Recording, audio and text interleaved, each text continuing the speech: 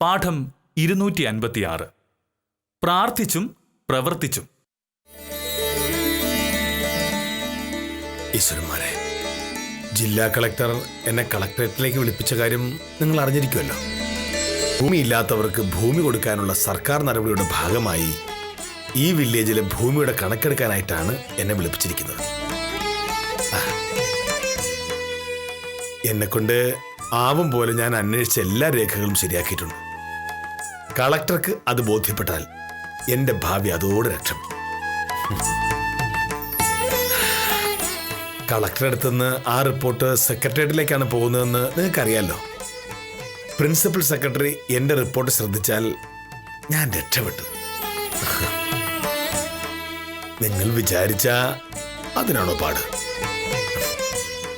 ഒരുപാട് പാവപ്പെട്ട മനുഷ്യർക്ക് ഗുണം കിട്ടുന്ന ഏർപ്പാടാ. അത് മറക്കരുത്. സർവേശ്വരങ്ങൾ സർവാനുഗ്രഹങ്ങൾ സൽപ്രവർത്തികളൊക്കെയാണ് ഈശ്വര.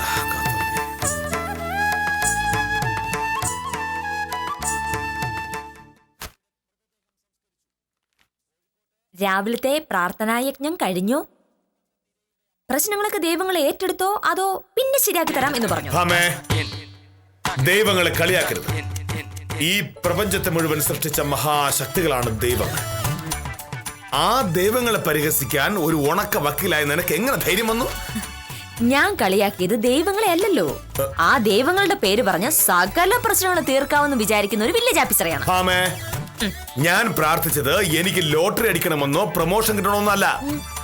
നാട്ടിലെ ഭൂമിയില്ലാത്ത പാവപ്പെട്ടവർക്ക് ഭൂമി വിതരണം ചെയ്യുന്ന പരിപാടിയിൽ ആ പാവങ്ങളെ സഹായിക്കാൻ ഞാൻ ഉണ്ടാക്കിയ റിപ്പോർട്ട് കളക്ടർക്ക് ഇഷ്ടപ്പെടണമേ എന്നാണ്.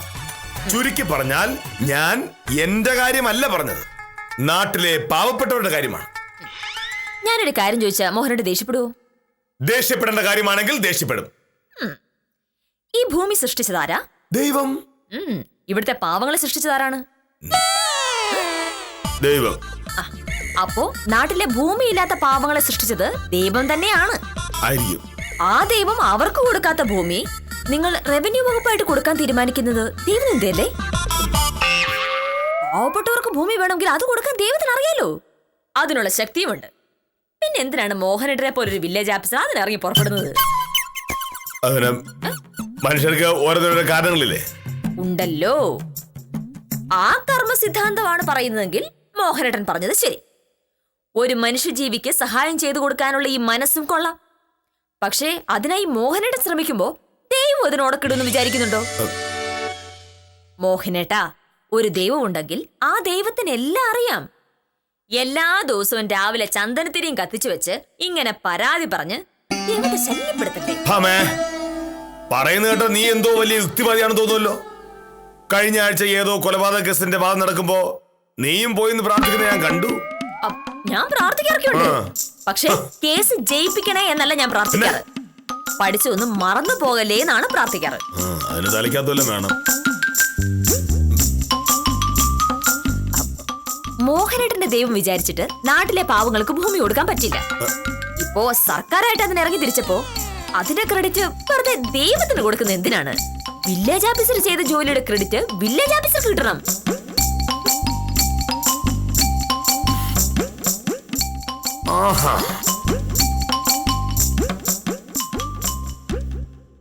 ചുരുക്കി പറഞ്ഞാൽ ദൈവം വിചാരിച്ചാൽ ഒന്നും നടക്കില്ല എന്നാണ് നീ പറഞ്ഞു വന്നത്. എന്നൊന്നും ഞാൻ പറഞ്ഞിട്ടില്ല. പിന്നെ ഭൂമി ഇല്ലാത്തവർക്ക് ഭൂമി കൊടുക്കാൻ റവന്യൂ വകുപ്പ് തന്നെ തീരുമാനിക്കണമെന്നാണ് ഞാൻ പറഞ്ഞത്. അപ്പോ രാവിലെയും വൈകിട്ടും പ്രാർത്ഥിക്കുന്നവർ മണ്ടന്മാർ. ഒരാവശ്യവുമില്ലാതെ ദൈവനിഷേധം പറഞ്ഞു നടക്കുന്ന നീ വലിയ ബുദ്ധിമതി. മോഹനേട്ടാ, പ്രാർത്ഥനയോട് ഫലമുണ്ടോ ഇല്ലെന്നൊന്നും എനിക്ക് അറിഞ്ഞൂടാ. ഒരു ഉദാഹരണം ചോദിക്കട്ടെ. പരീക്ഷയ്ക്ക് പോകുന്ന ഒരു കുട്ടി രാവിലെ സാധാരണ എന്തായിരിക്കും പ്രാർത്ഥിക്കുക? ചോദ്യങ്ങൾ എളുപ്പമായിരിക്കണേ ഈശ്വരാ എന്ന്. സമ്മതിച്ചല്ലോ. ഇന്ന് രാവിലെ പരീക്ഷയ്ക്ക് ഇറങ്ങുന്ന ഒരു കുട്ടി ഇന്നത്തെ പരീക്ഷയുടെ ചോദ്യങ്ങൾ എളുപ്പമായിരിക്കണേ എന്ന് പ്രാർത്ഥിച്ചിട്ട് എന്താണ് കാര്യം? ക്വസ്റ്റ്യൻ പേപ്പർ ഒരു മാസം മുന്നേ അച്ചടിച്ചു പോയില്ലേ? അല്ലെങ്കിൽ പിന്നെ ദൈവം ചോദ്യ പേപ്പർ ഇരിക്കുന്ന അലമാരി പൊളിച്ച് അതിനകത്ത് കയറി പഴയ ചോദ്യങ്ങളൊക്കെ മായ്ച്ച് വേറെ അച്ചടിക്കണം. അങ്ങനെയൊക്കെ ചെയ്യുമോ ദൈവം? അതൊക്കെയുള്ള നേരമുണ്ടോ ദൈവത്തിന്? കുറച്ച് നിയമം പഠിച്ചത് കൊണ്ടോ നീ വാദിച്ച ഒന്നോ രണ്ടോ കേസ് എങ്ങനെയോ ജയിച്ചെന്നോ കരുതി ദൈവത്തെ തള്ളി പറയുന്നു. കണ്ടു കണ്ടങ്ങിരിക്കും ജനത്തിനെ കണ്ടില്ലാന്നു വരുത്തുന്നതും ഭവാൻ. മാളിക മുകളേറിയ മന്നന്റെ തോളിൽ മാറാപ്പ് കയറ്റുന്നതും ഭവാൻ എന്ന് പൂന്താനം എഴുതിയത് വെറുതെ അല്ല. മാളിക മുകളേറിയ മന്നൻ മാളിക മുകളിലിരുന്ന് വൃത്തിയേട് കാണിച്ചാൽ തോളിൽ മാറാപ്പ് കയറ്റാൻ മാത്രമല്ല, ചെവിക്ക് പിടിച്ച് മാളിക മുകളിൽ നിന്ന് മന്നനെ ഇറക്കി വിടാനും ഇപ്പത്തെ ജനങ്ങൾക്കറിയാം. ജ്ഞാനപ്പാൻ എഴുതുന്ന കാലത്ത് പൂന്താനത്തിന് അറിയില്ലായിരുന്നു നാട്ടിൽ ജനാധിപത്യം വരുമെന്ന്. നാട്ടിൽ ജനാധിപത്യം വന്നു. ജനാധിപത്യത്തിൽ ജനങ്ങളാണ് ദൈവങ്ങൾ. അതുകൊണ്ട് വില്ലേജ് ഓഫീസർ പോയി നല്ലൊരു ഉടുപ്പൊക്കെ ഇട്ട് കളക്ടറെ കാണാൻ ചെല്ലേ. എന്നിട്ട് ഭൂമിയില്ലാത്ത 10 പേർക്ക് ഭൂമി കൊടുക്കാനുള്ള വഴി ഉത്തമൻ വന്നു. പോന്നില്ലേ?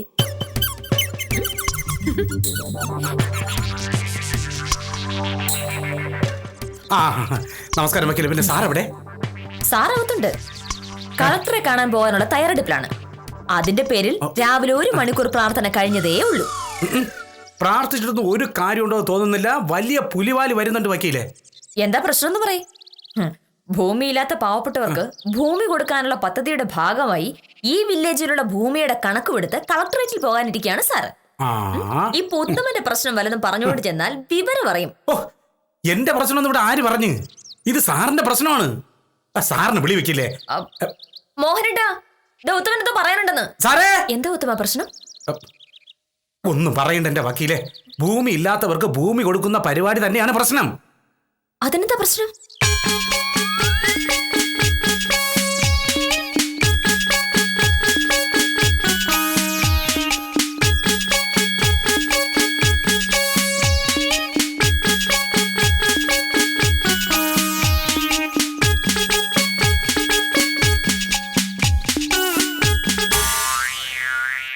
ഇപ്പൊ കുറ്റം എല്ലാം കൂടെ മോനേരി സാറിന് മണ്ടേ വരും.